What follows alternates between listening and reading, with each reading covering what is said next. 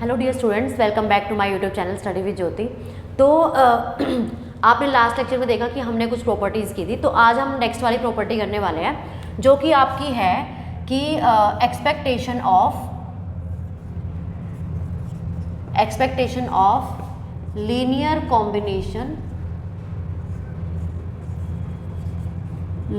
Combinations of random variables. ठीक है, तो यहाँ पे अब इसकी स्टेटमेंट क्या होती है बेसिकली वो मैं आपको लिख के दिखाती हूँ पहले।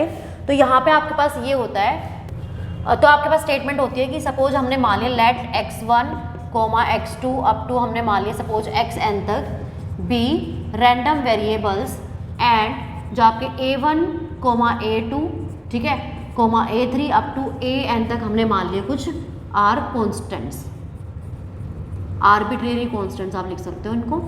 ठीक है, तो अब यहाँ पे अगर हम एक्सपेक्टेशन ऑफ लीनियर कॉम्बिनेशन का मतलब ये कि आप कुछ कॉन्स्टेंट्स वगैरह ले रहे हो और x वगैरह से मल्टीप्लाई कर रहे हो, एंड लीनियर का मतलब ये है कि आपकी जो फॉर्म होगी वो कुछ ax प्लस b की फॉर्म रहेगी, मतलब कि यहाँ पे x स्क्वायर नहीं होना चाहिए, डिग्री जो होनी चाहिए वेरिएबल की वो आपकी x1 ही होनी चाहिए डिग्री।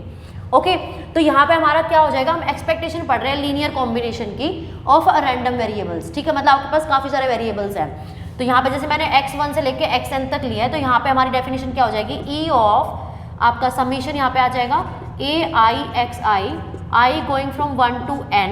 ठीक है, तो ये किसके इक्वल होगा आपका, क्योंकि हम एक्सपेक्टेशन पढ़ रहे हैं तो आपका जो e है वो आपका अंदर चला जाएगा, तो ये क्या हो जाएगा आपका summation i is equal to 1 to n ai, ठीक है, एक्सपेक्टेशन ऑफ xi।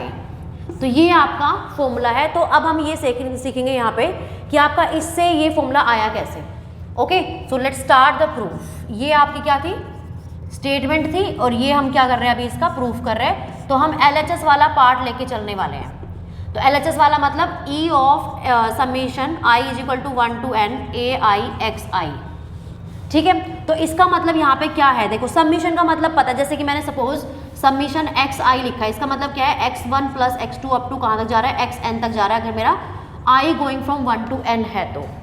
ठीक है, तो अब यहाँ पे summation i going from 1 to n ai xi, तो i का मतलब क्या होता है कि 1 से स्टार्ट हो, दैट मीन्स पहले आप 1 पुट करोगे, फिर 2, फिर 3 एंड अप टू n तक जाओगे। तो अब हम 1 by 1 पुट करते, तो एक्सपेक्टेशन आपका जो ये e है वो हम बाहर ही रहने देते हैं अभी। e ऑफ क्या हो जाएगा अंदर a1 x1, ठीक है, plus a2 x2 plus a3 x3 plus up to कहाँ तक जा रहा है, ये n तक जा रहा है। ठीक है, अब आपको पता है अगर मेरी एक्सपेक्टेशन ऐसे होती है e of x plus y, तो मेरा क्या हो जाता है e of x plus e of y, right. तो मैं इसको अंदर लेके जा सकती हूँ, तो इसका मतलब यहाँ पे क्या हो जाएगा आपके पास e of a1 x1 plus e of a2 x2 plus e of a3 x3 plus up to कहाँ तक जा रहा है, n तक जा रहा है ये।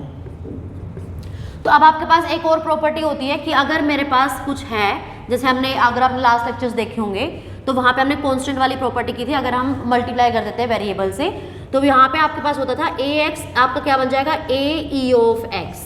ठीक है, तो मतलब हम ये जो a1 a2 है ये सारे हम बाहर ले सकते हैं, तो यहाँ पे क्या हो जाएगा आपके पास a1 e of x1 plus a2 e of x2 plus ये आपका सेम हो जाएगा एंड अप टू ये कहाँ तक जा रहा है, n तक जा रहा है, तो an e ऑफ xn।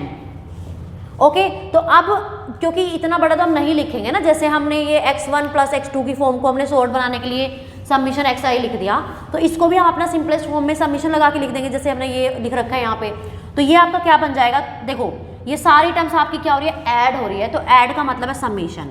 अब आप ये ऑब्जर्व करो यहाँ पे चेंज क्या क्या हो रहा है, a1 a2 an तक जा रहा है, ऐसे ही जैसे a1 है वैसे x1 भी जा रहा है, x1 x2, और ये सारे मल्टीप्लाई में है, मतलब a1 e ऑफ x1 पूरा मल्टीप्लाई में है, फिर plus a2 e of x2 multiply में है, फिर ये आपका सारा ऐसे मल्टीप्लाई होकर सम अप हो रहा है। तो मतलब कि सम करेंगे हम, सम का मतलब है ये बीच बीच में सम हो गया।